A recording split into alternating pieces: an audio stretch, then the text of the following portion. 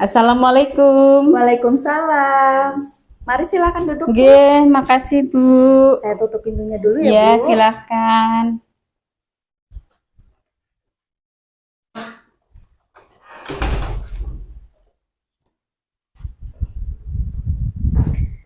Selamat malam, Bu. Nggih, selamat malam. Perkenalkan, nama saya Bidan Apri, saya yang bertugas di sini, Bu. Mohon maaf, dengan Ibu siapa? Ibu Musati, Bu Apri. Oh iya, Ibu Musati. Ibu datang kemari ada perlu apa ya, Bu? Saya ini mau tanya tentang itu loh Bu. Kadang kok saya saudara saya itu sering ngompol, nggak bisa nahan pipis. Oh, Itu kenapa ya? Oh, berarti mengompol ya, Bu? Iya Bu. Sering nggak bisa nahan pipis Iya, ya, Bu? heeh. Iya, itu namanya inkontinensia urin, Bu. Sebelumnya Ibu udah pernah dengar tentang inkontinensia urin, Bu? Saya pernah dengar tapi nggak tahu sebenarnya apa artinya. Oh iya, berarti Ibu ingin tahu ya, Bu ya, tentang Iya, Bu. inkontinensia urin ya, Bu. Nah, jadi inkontinensia urin atau nggak bisa nahan pipis ya, Bu ya, Iya. itu gangguan buang air kecil atau BAK di mana seseorang tidak dapat mengontrol proses buang air kecilnya, Bu. Begitu. Oh, begitu ya Bu ya. Nah, itu ada tipe-tipenya, Bu. Yang Hmm. pertama ada inkontinensia stres, yaitu kondisi keluarnya urin saat kandung kemih berada dalam tekanan, Bu. Seperti saat batuk, Bu. Kemudian bersin atau saat tertawa, Bu. Kemudian ada inkontinensia dorongan. Itu kondisi urin keluar saat rasa ingin BAK yang sangat intens dan tiba-tiba, Bu. Kemudian juga ada inkontinensia luapan, Bu, atau retensi urin kronis, Bu. Itu merupakan ketidakmampuan mengosongkan kandung kemih sehingga sering mengompol.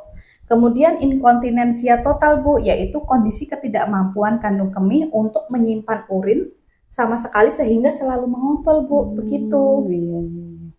Lah ini penyakit kayak gitu bisa disebabkan apa ya Bu Bidan? Oh iya, jadi ada beberapa penyebab, Bu, yang bisa menyebabkan seseorang tidak bisa menahan pipis ya, Bu ya. Iya. Di antaranya yang pertama itu karena stres ya, Bu.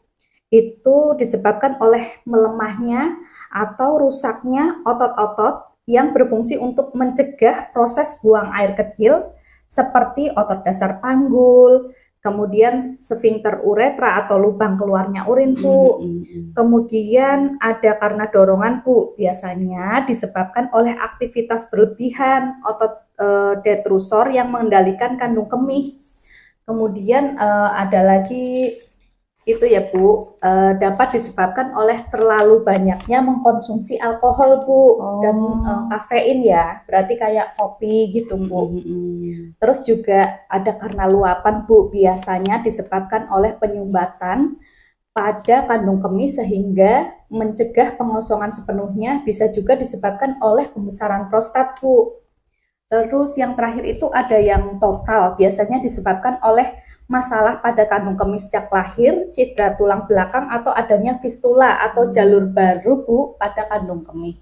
Begitu, Bu. Oh, berarti banyak banget ya Bu Bidan ya Iya, penyebabnya. penyebabnya banyak, Bu.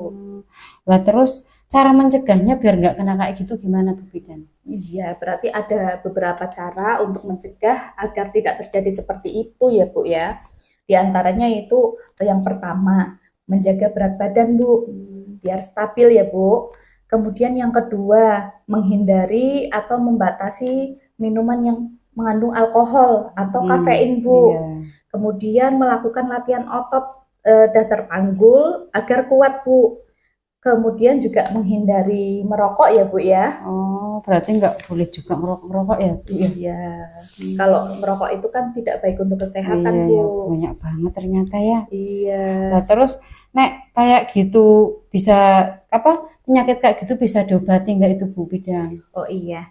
Jadi inkontinensia itu bisa diobati ya, Bu ya. Nah, hal seperti itu bisa diobati ya, Bu ya.